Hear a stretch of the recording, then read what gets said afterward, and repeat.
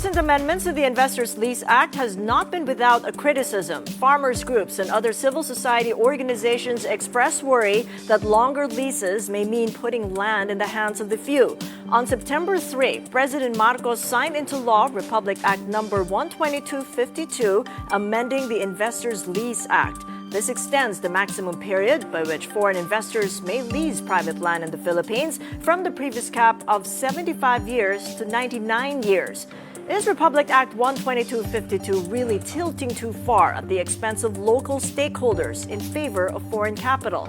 With us now for more is Colliers Philippines Director of Research, Joey Bondoc. Good to see you, Joey, and welcome back to the program. Hi, Kathy. Morning. All right, put for us into context for a moment Colliers Philippines' view of the ensuing riots that happened and the demonstrations in Recto, as we've heard earlier, from Merimon, and how that is impacting perceptions on the stability and sustainability of investors wanting in or doing business here in the Philippines. Well, of course, peace and order, safety and security, these are very important considerations for a businessman.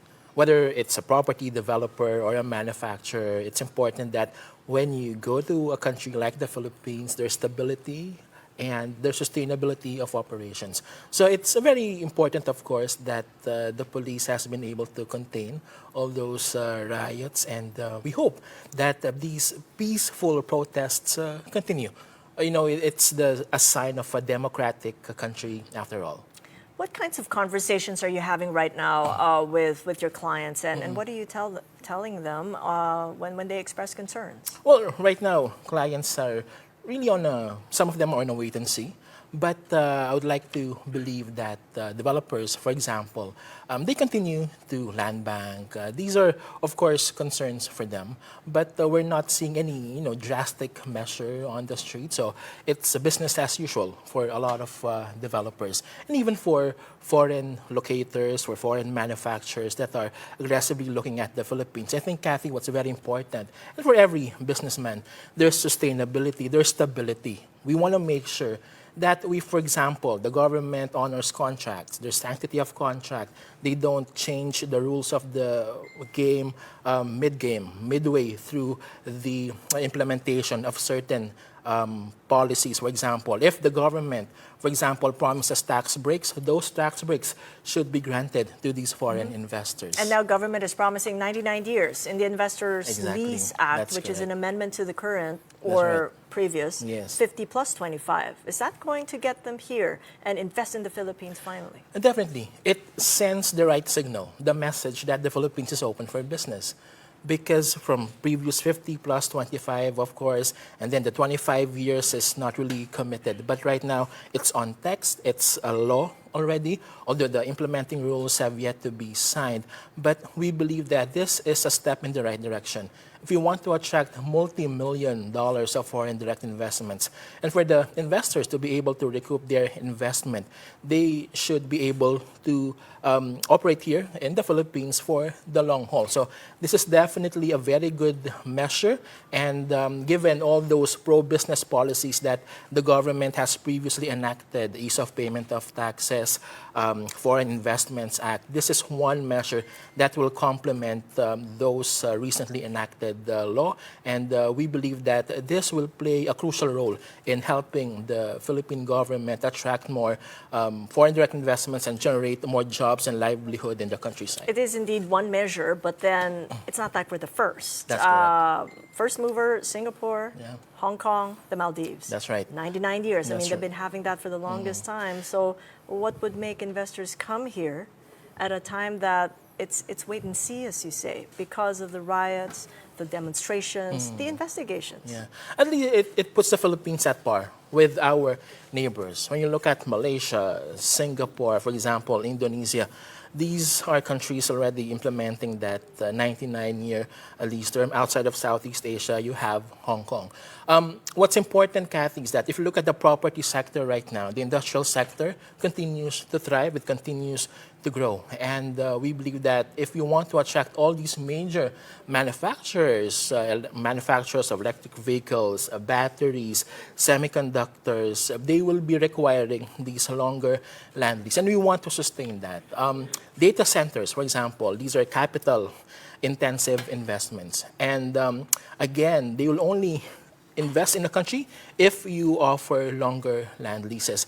That's for the industrial sector. On the other side of the fence, you have, for example, the hospitality players, the hotel players. I heard that Four Seasons is now planning to enter the Philippines. Why? Because of these longer land lease that the Philippine government has promised. So, if there are two segments that will benefit greatly from this longer land lease term, it's really the industrial as well as the hospitality segments. But there is that narrative there of the negatives. That's right. You can't avoid the conversation of the farmers groups, That's right. the civil society organizations worrying that this is going to put land in the hands of the few. Yeah. What sort of assurance do we have that that's not going to happen and risk impacting rural communities in a bad way? Well, what's important is that it's stipulated clearly in the law. It's an extended land lease. It's not ownership.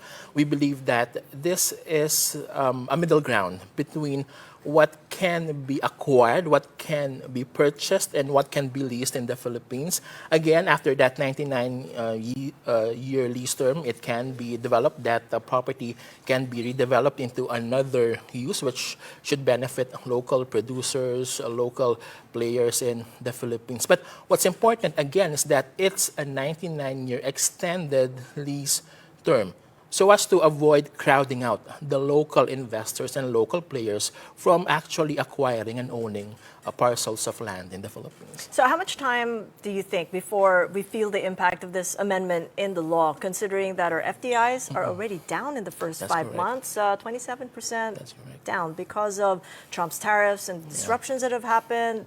All of the investors have gone to either Vietnam or Indonesia. Missed out on the Philippines. In our opinion, it won't be immediate. Again, we have yet to see the implementing rules and regulations of this newly enacted law, which is a very good measure after all.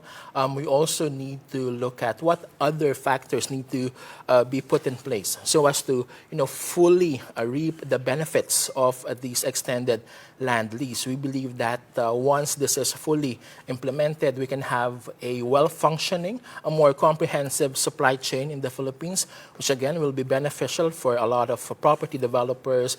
This should entice them to develop more industrial parks, and even for foreign manufacturers to locate within industrial parks developed by major developers, as well as look for a viable, a modern warehouse. So it's a win-win, we believe, for local property developers and even for foreign manufacturers. Again, it won't be immediate, but it will be for the long haul. And right now, the Philippines, from 2016 to 2024, we only attracted how much? $80 billion in foreign investments. We hope that once this is already fully implemented, we'll be at par with our neighbors. Right now, they're already at about, $100 billion in FDIs during that period. And don't get me started on Hong Kong, China, Korea, which are attracting 10 times bigger FDIs than what the Philippines attracts. Well, silver linings, that's what we're That's looking correct. for over the long haul. Thank you so much, Thank you, Joey, Kathy. for the context